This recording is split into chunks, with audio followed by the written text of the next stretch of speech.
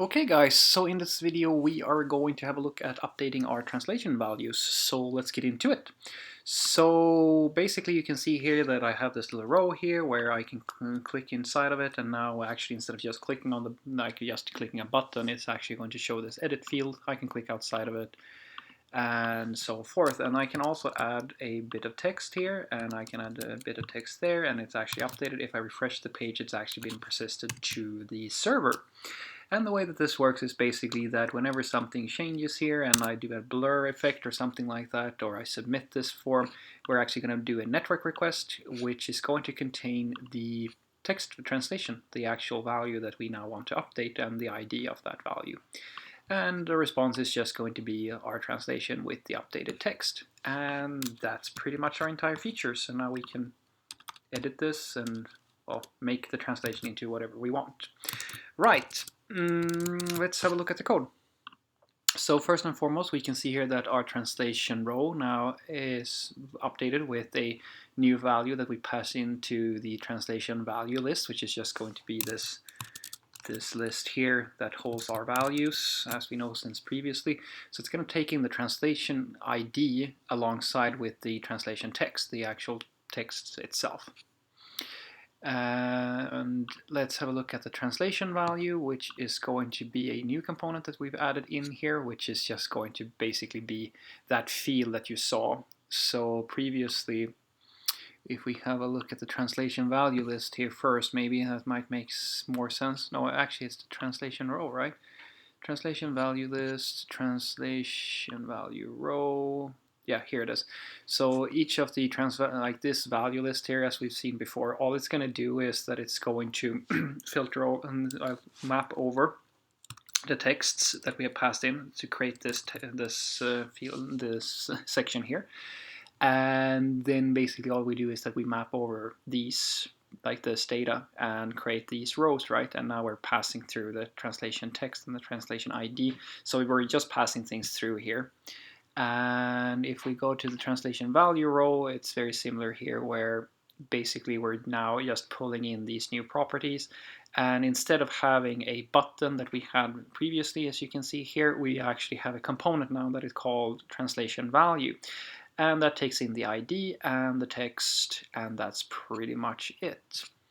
And the translation value itself is just this component here that is going to take in these properties. It's going to have an internal state with an edit, which is a Boolean value, and the value is called string. And basically we are going to set these internal variables, or the state. We bind our methods that we need to use here. And then we have our class name that just illustrates what type of text are we going. Like if there is any text, we're going to set the value of the button to button or button empty, as we saw previously. Because if I do this thing here, I change this to empty and there's no value anymore. I just want that to say empty with red text, as we've seen before. And that's about it, really. So what we can see here is that if we're not editing anything, we simply show a button element, which is going to be this, well, either it's going to contain the value or it's going to be empty. And if we inspect here, we'll see that this is actually a button element. But if I click it, we need it to be this text field. And as you can see now, this is an input field instead. And that's exactly what's happening. So when we click here, we're going to say on edit, and on edit is just going to set the state to edit, true, and re-render this component, removing this, and then enabling this because edit mode is now enabled, and that's going to contain a form. Then we have our input, which is going to have autofocus, so we automatically focus this element. And then on change and an on blur handler, and then we're just going to pass in the value, and that's pretty much it. And well, the on change doesn't do much. It just takes the value from whatever we're actually doing, like when we're typing into our text box here or text field, it's going to just set that value. And then we have the on submit that is going to prevent the default behavior, and it's going to set the state to edit false, because when we actually submit this, we don't want this to update anymore. We just want to go back to having the button, right? And then we extract out the translation ID and the translation text, and then we basically just check if the value has changed from what we already have, and if it If it's not the same value, then we overwrite the old value of the text, and then we call this update translation text network. Well, we basically make a network call and go to the server to persist this, and then we return false, and that's pretty much our entire feature. And yeah, well, we can just scroll through this. Some arbitrary small CSS changes I've added in order to support this, just with some new classes that makes everything look nice and tidy. And for the API part, we can see here that I've added this new method called update translation text, and it's just going to take in the translation ID and the translation text, and then it creates a body and sends a fetch call to translation/translations ID/text, because we actually want to persist a sub part. Like, we don't want to necessarily, we could probably have done this with text, but I just said texts/translation ID, but I think this reads nicer, so I went with this approach instead. And then we do an update with this, and it goes to the server.